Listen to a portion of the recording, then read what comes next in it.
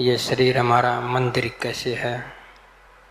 जब तक आप शरीर को नहीं जानोगे ठीक से तो कैसे पता चलेगा कि ये परमात्मा का मंदिर है। तो पहले हमने इस शरीर को ही जानना होगा, इस तन को ही जानना होगा। आमतौर पर शरीर, ये जो आपका शरीर है इसको ही शरीर बोल देते हैं। जो ये व्यक्तिगत ढांचा है जो आपके साथ है, आपका माध्यम है, यानी आपका शरीर, केवल इसको ही शरीर बोल देते हैं। व्यक्तिगत तन को शरीर बोल देते हैं। ये इतना ही नहीं है जितना आपको दिखाई देता है। थोड़ा सा आपने समझना होगा कि शरीर में परमात्मा वास तो करता है, लेकिन वो कहाँ से करता है इसके ऊपर हमने जाना होगा। तो ये जो प्रकट शरीर है आपको मिला हुआ है, ये प्रकट शरीर इतना ही नहीं है, ये स्थूल शरीर। इस स्थूल शरीर के अंदर एक और भी शरीर है, वो कारण सूक्ष्म शरीर है। इस शरीर के अंदर एक और शरीर है, वो सूक्ष्म शरीर है। ये स्थूल शरीर तो इन आँखों से दिखाई दे जाता है, स्पर्श में आ जाता है, लेकिन जो सूक्ष्म शरीर है वो इन आँखों से दिखाई नहीं देता, वो अंदर सुरती आँखों से दिखाई देता है। समझाने के लिए कोई बड़ी बात नहीं है। अगर आप समझो, आपको स्वप्न आ जाता है, स्वप्न आने पर आप इस शरीर में तो नहीं होते, आपके पास एक और शरीर होता है जिसमें तुम रहते हो, जिसे तुम व्यवहार करते हो। स्वप्न में ऐसा होता है ना कि आपके पास एक शरीर होता है, आप स्वप्न में भी शरीरधारी होते हैं। तो जो सूक्ष्म शरीर है जो तुम स्वप्न में भी रखते हो, उसी का नाम सूक्ष्म शरीर है। कई लोग स्वप्न में ना हो करके, ये तो स्वप्न का तो एक उदाहरण दिया है मैंने, ध्यान करने वाले भी सूक्ष्म शरीर को जो है महसूस कर लेते हैं। वो ध्यान के जरिए से सूक्ष्म प्रकृति में चले जाते हैं, तो वहाँ इस शरीर को महसूस कर सकते हैं कि एक और शरीर भी हमारे पास है।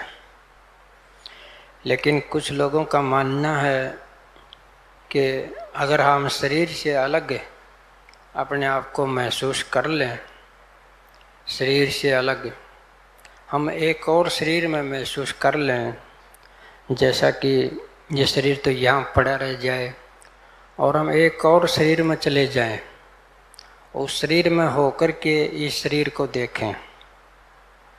वो समझते हैं कि इससे आत्मज्ञान हो जाता है, क्योंकि पता चल जाता है कि हम शरीर से अलग हैं। हम शरीर से अलग हैं, इतना पता चलने से आत्मज्ञान नहीं होगा। ये एक भ्रम है जो फैलाया जाता है।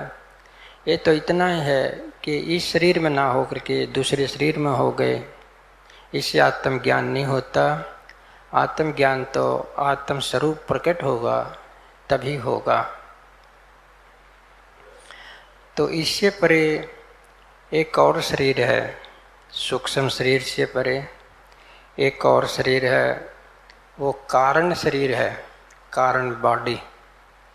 वो कारण है, वो इन आँखों से दिखाई नहीं देता, वो स्पर्श में नहीं आता, वो प्रकट नहीं है। वैसा ही शरीर है जैसे ये आकाश है।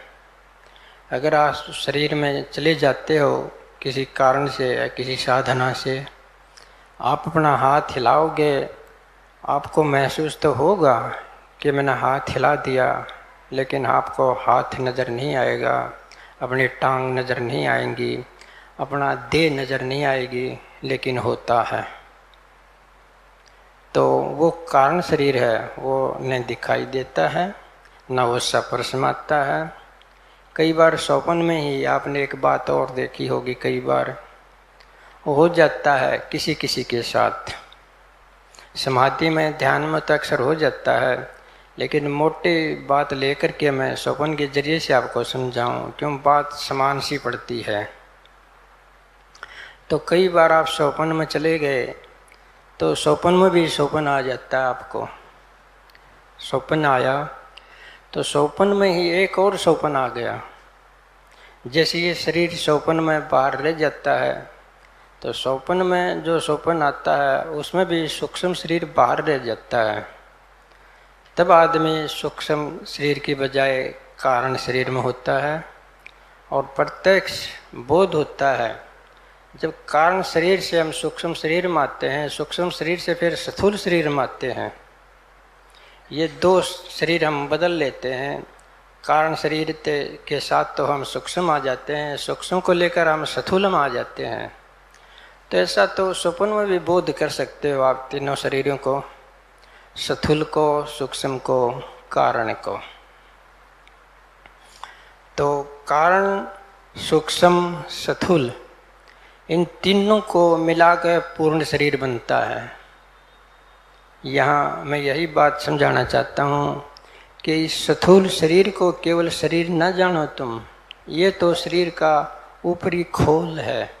ये जो आपको दिखाई देने वाला शरीर है, ये पूरे शरीर का ऊपरी खोल है, ऊपरी सतर है। इसको पूरा शरीर न जाने। पूरे शरीर का अर्थ है स्थूल शरीर, सूक्ष्म शरीर, कारण शरीर, तीनों मिल जाएं, तीनों मिल करके एक पूर्ण शरीर बनता है। ये पूर्ण शरीर है, कारण से लेकर के सूक्ष्म से होकर स्थूल तक ये पूर्ण शरीर है।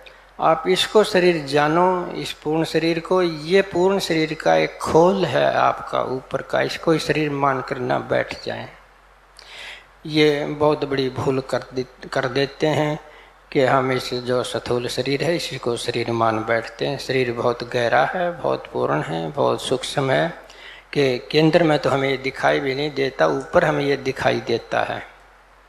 ये कुछ ऐसा है। तो आपने देख लिया कि आत्मा कहाँ रहती है। सिद्धि इस जो स्थूल शरीर में नहीं रहती है, सिद्धि ने सूक्ष्म शरीर में रहती है। वो सिद्धि केंद्र में रहती है जो आपका कारण शरीर है। कारण शरीर में रहते हुए सूक्ष्म शरीर में रहती है, कारण शरीर में रहते हुए स्थूल शरीर में रहती है।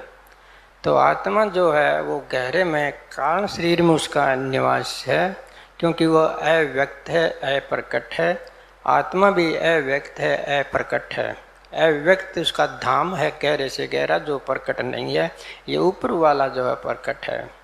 तो ये आपको मैंने बताया, शरीर के बारे में थोड़ा समझाया। तो भगवान इसके अंदर रहता है। यही शरीर है जिसको मैं कहता हूँ कि शरीर चलता फिरता मंदिर है। इसमें तीनों शरीरों को शामिल कर लें आप, कारण को भी, सूक्ष्म को भी और स्थूल को भी। ये एक पूरा धाम है जिसके अंदर परमात्मा रहता है।